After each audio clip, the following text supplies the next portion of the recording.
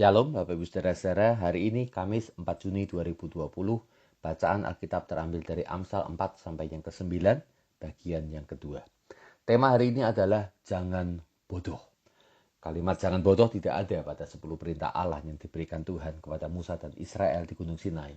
Tapi kalimat jangan bodoh adalah inti daripada seluruh kitab Amsal, secara khusus pada pasal pertama sampai dengan pasal yang ke-9 ini. Dan Bapak Ibu, kemarin kita telah membahas tentang keseluruhan pasal pertama sampai yang ke-9, tabelnya telah diberikan. Tanggal 2 Juni kita telah membahas tentang bagian awal, yakni tujuan daripada kitab Amsal. Dan kemarin kita sedang membahas tentang nasihat khusus tentang perzinahan ada pada 3 perikop. Hari ini kita akan melanjutkan dengan pentingnya hikmat 3 perikop dan juga nasihat-nasihat praktis 3 perikop juga. Berbicara tentang kebodohan, Bapak Ibu, kitab Amsal memiliki 2 istilah yang sangat penting yang perlu kita perhatikan. Tipe bodoh pertama adalah orang yang lugu. Artinya dia tidak tahu dan tidak mau tahu dan tidak berpengalaman dalam kehidupannya. Dia nggak tahu apa-apa. Makanya kalau dia melakukan sesuatu kesalahan, dia nggak rasa salah. Karena dia nggak tahu kalau itu adalah hal yang salah. Nah, tipe bodoh kedua adalah bebal atau degil. Ini berbicara orang yang tahu kebenaran, tapi mereka memberontak, membangkang, bahkan mencemooh atas kebenaran itu. Jadi coba lihat orang-orang di sekeliling kita. Banyak yang tipe 1 atau bodoh tipe 2. Lihat diri kita seringkali bodoh tipe 1 atau bodoh tipe 2. Nah Bapak Ibu, Amsal 8 ayat yang kelima, nats kita hari ini menjelaskan tentang hal itu. Dikatakan, hai orang yang tak berpengalaman, bodoh tipe 1 berarti. Tuntutlah kecerdasan, kamu harus tuntut diri untuk boleh memahami, mencari akan pengertian dan hikmat. Hai orang bebal, bodoh tipe 2 berarti, mengertilah dalam hatimu. Kalau kamu sudah tahu, sudah pernah dengar, dipahami, dicerna apa tujuannya, apa maknanya, jangan kemudian asal main berontak lalu kemudian membangkang dan kemudian tidak mau ikut akan sebuah peraturan. Mengertilah dalam hatimu, hai orang bebal, dan tuntutlah kecerdasan, hai orang lugu. Saudara, orang bodoh itu paling enak. Bodoh mah bebas, ya. Kita mau tidur, kita mau makan, ya. Kadang-kadang kita orang juga sudah males untuk marahin kita lagi, ya. Disuruh kerja nggak bisa, ya. Disuruh lakukan sesuatu malah jadi berantakan. Jadi akhirnya sudah terserah lah, daripada hidup tambah susah, dah mendingan kamu tidur saja. Makanya pada bagian ini saya berikan sebuah gambar, ya, seorang ayah yang kesal, ya, sekaligus prihatin karena anaknya nggak bisa apa-apa, taunya cuma tidur aja. Itu yang digambarkan pada Amsal pasal yang pertama sama yang ke-9 ini.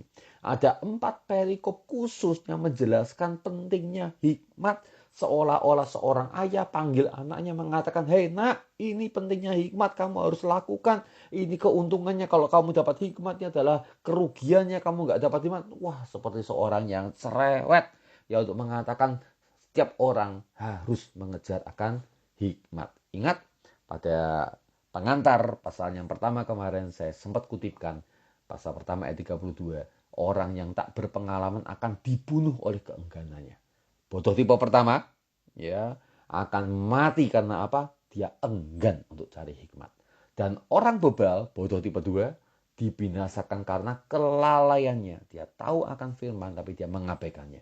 Orang yang mendengarkan hikmat, ya, ini berarti adalah orang yang tipe berbeda. Ia akan tinggal dengan aman, terlindung dari malapetaka. Mari kita masuk pada bagian cerewetnya, yaitu menasihati tentang pentingnya hikmat. Pasal yang ketiga, Anda bisa membaca di sana bahwa hikmat itu lebih berharga dari apapun. Dia jelaskan panjang dan lebar dan keuntungan Anda kalau mendapatkan hikmat.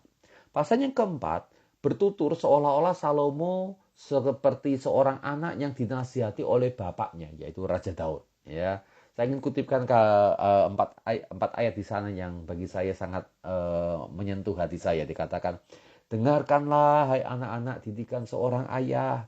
Perhatikanlah supaya engkau beroleh pengertian. Karena aku memberikan ilmu yang baik kepadamu. Janganlah meninggalkan petunjukku. Karena ketika aku masih tinggal di rumah ayahku sebagai anak, lemah dan sebagai anak tunggal ibuku, Aku diajari ayahku, katanya kepadaku, biarlah hatimu memegang perkataanku, berpeganglah pada petunjuk-petunjukku, maka engkau akan hidup. Seorang ayah yang mewanti-wanti anaknya untuk dia mengerti akan hikmat, petunjuk, perintah yang telah disampaikan dan sampai meninggalkannya. Pasal yang ke-8. Ada penekanan khusus pada seorang pria. Ayat yang keempat dikatakan, hai para pria, kepadamulah aku berseru, kepada anak-anak manusia kutujukan suaraku. Pria ini perlu untuk mendengar hikmat. Karena kita ini pria, kalau sudah melakukan kesalahan, siapa yang bisa nasihatin kita? Istri kita bicara, kita nggak mau dengerin. Ya, anak kita mau nasihatin kita, pasti mereka nggak berani. Itu sebabnya mau nggak mau seorang pria harus menuntut dirinya sendiri untuk boleh mencari akan hikmat Tuhan di dalam kehidupannya. Ayat yang kelima. Hai orang yang tak berpengalaman. Apa itu?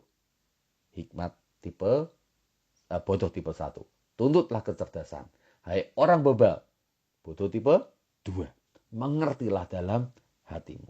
Dan disimpulkan ya pada pasal yang ke-8 ini ayat yang ke-35, karena siapa mendapatkan aku, yaitu hikmat, ia mendapatkan hidup, dan Tuhan berkenan akan dia. Siapa tidak mendapatkan aku, yaitu hikmat, tidak mendapatkan hikmat, merugikan dirinya sendiri. Semua orang akan membenci, semua orang yang membenci hikmat akan mencintai maut. Anda menerima hikmat, Anda menerima hidup, dan Tuhan berkenan. Bagi Salomo, mengenal akan hikmat itu demikian penting, karena hikmat dalam konsep Salomo adalah sama dengan firman di dalam konsep bangsa Yahudi. Anda bisa melihat Amsal 3 ayat yang ke-19 dikatakan, dengan hikmat Tuhan telah meletakkan dasar bumi, dengan pengertian ditetapkannya langit.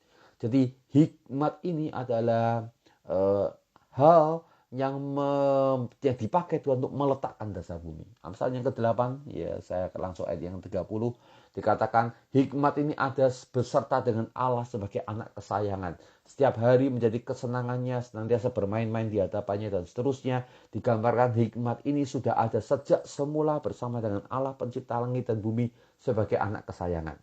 Jadi kita bisa melihat sebuah gambaran hikmat dalam konsep Salomo disamakan dengan firman atau sang logos yang sebenarnya menunjuk kepada pribadi kedua dari Allah kita, yaitu Yesus Kristus. Bandingkan dengan Ibrani pertama ayat yang ketiga, dikatakan Yesus adalah cahaya kemuliaan Allah dan gambar wujud Allah, menopang segala yang ada dengan firman-Nya yang penuh kekuasaan. Persis dengan Amsal 3 ayat 19, bukan? Kejadian pertama ayat yang ketiga, berfirmanlah Allah, jadilah terang, lalu terang itu jadi. Jadi dengan firman maka Allah menjadikan segala sesuatu. Ya, kalau di dalam Amsal, dengan hikmat Allah menjadikan segala sesuatu. Jadi ada kesetaraan antara hikmat dalam konsep Salomo dan firman dalam konsep Alkitab. Lebih jelas lagi Yohanes pertama ayat yang pertama sampai yang ketiga, pada mulanya adalah firman, firman itu bersama-sama dengan Allah dan firman itu adalah Allah. Ya, segala sesuatu dijadikan oleh dia dan tanpa dia tidak ada sesuatu pun yang telah jadi dari segala yang telah dijadikan. Firman, oleh firman, maka semuanya terjadi. Mari kita lanjutkan sekarang pada bagian nasihat-nasihat praktis. Sebelum kita membahas akan nasihat-nasihat itu, perhatikan saudara bahwa cara Salomo untuk bertutur ini dalam dua sisi. Sisi pertama, dia menggambarkan diri sebagai seorang ayah yang sedang memanggil anak-anaknya dan menasihati dia. Dan pada pasal yang keempat, tadi saya sempat jelaskan, Salomo memposisikan diri seperti seorang anak yang sedang dinasihati oleh ayahnya, yaitu Raja Daud. Saudara, tahukah bahwa hikmat yang mengalir dari mulut kita itu akan diwariskan turun-temurun? Maka kalau Anda memberitakan, menyampaikan kata-kata hikmat, nasihat-nasihat yang baik kepada anak Anda, maka pada gilirannya nanti anak Anda akan mewariskan kata-kata yang baik itu kepada cucu Anda.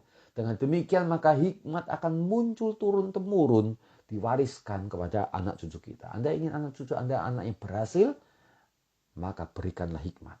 Tapi kalau yang keluar dari mulut kita hanya kata-kata kosong, nggak ada artinya, cuma sekedar berlalu dibuang oleh angin, maka yang terjadi adalah kata-kata kosong pula yang diterima oleh anak kita, dan anak kita akan memberikan kepada cucunya kata-kata yang kosong juga. Hati-hati dengan apa yang kita katakan, biarlah muncul kata-kata hikmat yang kita bisa wariskan kepada anak dan cucu keturunan kita. Apa nasihat praktis yang diberikan oleh Salomo? Pasal yang ketiga, berikan kebaikan pada yang berhak. Kalau orang itu punya berhak untuk menerima kebaikan, kasih, jangan ditahan. Apalagi kalau Anda mampu melakukannya. 2, tolong orang dengan perbuatan, jangan cuma bicara saja. Apalagi kalau Anda bisa memberikannya. 3, jangan merancanakan kejahatan untuk menjatuhkan orang, khususnya pada orang yang sudah tulus untuk mempercayai Anda.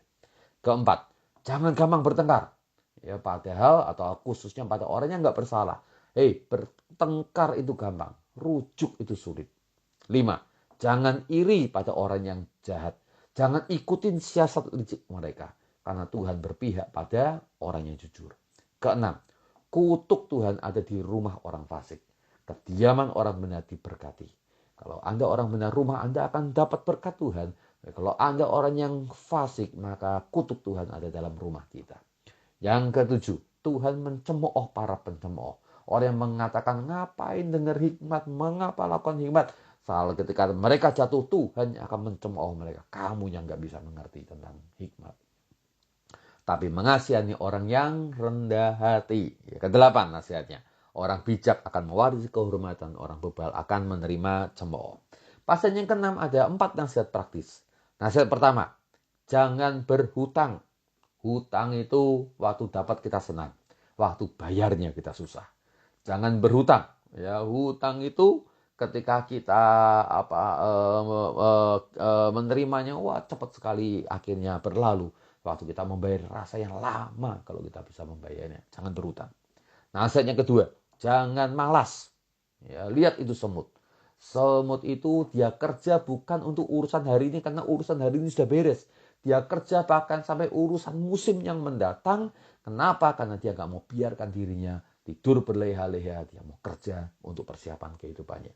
Jangan biarkan kita tidur mengantuk sebentar lagi, tidur sebentar lagi. Maka datanglah kemiskinan menyerbu kita. Ya, orang yang malas akhirnya mengalami kemiskinan, kemelaratan, kekurangan. 3, jangan curang.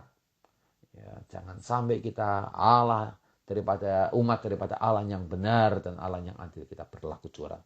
Yang berikutnya adalah digambarkan ada 6 sampai 7 perkara yang dibenci Tuhan. Biarlah kita dijauhkan daripadanya. Penutup. Bab 1, pasal 1 sampai 9 ditutup dengan pasal yang ke-9 yang menjelaskan tentang hikmat memberikan undangan. Hikmat berkata, ayo siapa yang mau untuk terima saya. Dan diakhiri dengan ayat 11 sampai 18, respon kita sebagai pendengar untuk menerima akan undangan hikmat.